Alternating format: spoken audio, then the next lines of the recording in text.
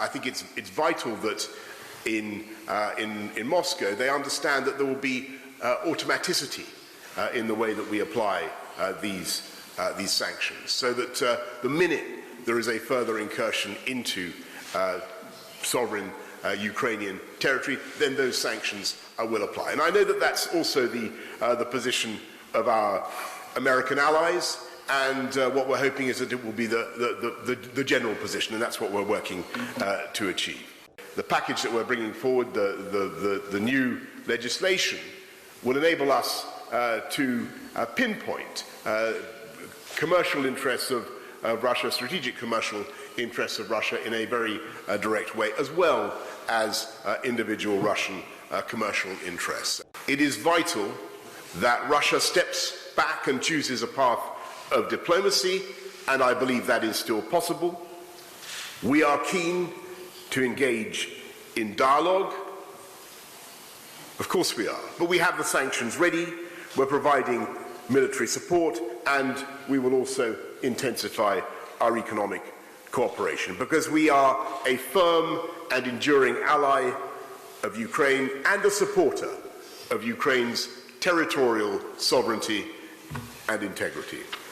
But I think perhaps the single most useful thing we can all do is get over to the Russian public, to citizens in Russia thinking about this possibility, the reality that the Ukrainian army will fight.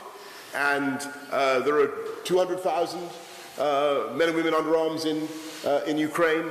They will put up a very, very fierce and bloody resistance. And I think that parents, mothers in Russia should reflect on that fact. And I hope very much that, President Putin steps back from the path of conflict, and that we engage in dialogue.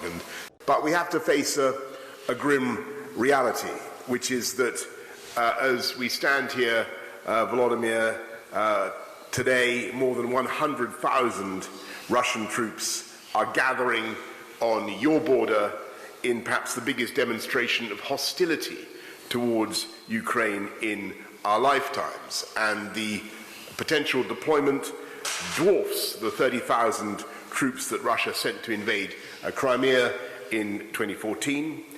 It goes without saying that a further Russian invasion of Ukraine would be a political disaster, a humanitarian disaster.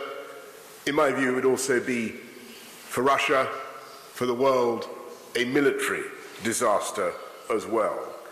On your point about Vladimir Putin, and I think somebody asked a question earlier, I'll be talking to President Putin tomorrow, and somebody said, were we exaggerating the threat? Were the US and the UK in any way trying to big this up? And I've just got to say that is not the intelligence that we're seeing. This is a clear and present danger. And we see large numbers of troops massing. We see preparations for all kinds of operations that are consistent with an imminent military campaign. Be in no doubt about what I think President Putin is trying to achieve here. I think that he is trying, by holding a gun, as it were, to the head of Ukraine, by intimidating Ukraine, to get us to change the way we look at something that was absolutely fantastic. And I think what is happening now is that President Putin and Russia is trying to undermine those immense gains and to redraw the security map of Europe and to impose a new Yalta, new zones of influence. We are free.